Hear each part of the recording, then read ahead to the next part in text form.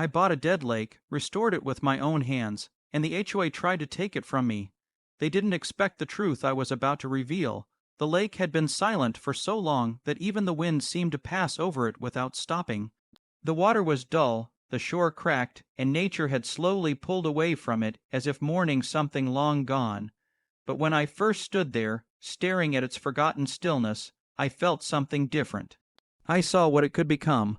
I saw a place worth saving, so I bought it, not for profit, not for power, but for peace. I spent days clearing broken branches, guiding new life into the soil, and watching the water slowly regain its color.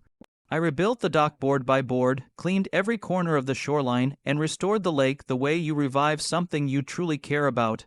Each sunrise made it brighter, each hour made it breathe again. And then, peace broke. A row of shiny SUV rolled down the dirt road like an approaching storm. Doors opened hard. A full HOA group stepped out with clipboards, papers, and voices already raised as if preparing for a battle they thought they had already won. Their leader pointed at the lake and announced sharply, "This is HOA property. You cannot make changes without our approval." I stayed calm. The lake behind me stayed calmer. I replied, "This lake was abandoned. I restored it, and I own it." But they kept shouting about bylaws, community rules, boundaries they never checked, and rights they never had. They walked around inspecting the dock, whispering to each other, acting as if they were the guardians of a place they didn't even know existed until I brought it back to life.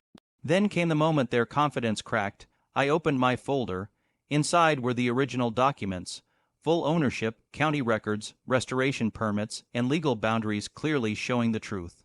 I handed the papers to their president. As she read, her expression shifted like a slow collapse. "This can't be right," she whispered, "but it was. Every line, every signature, every boundary, this lake," I said quietly, "was never part of your HOA, not in your maps, not in your filings, not in your authority. You abandoned it, I restored it, and I own it completely." The group fell silent. For the first time since they arrived, the air felt still again.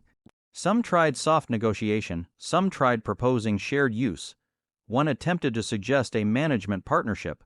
My answer stayed gentle, but final: "No, this lake stays protected, and it stays with me." They walked back to their SUV slowly, their voices fading into the same silence the lake once knew. But this time the silence felt peaceful, earned, steady, and true. When they left, the water caught the light in a way that felt almost alive. As if the lake itself understood what had just happened. Because I didn't just restore a dead lake.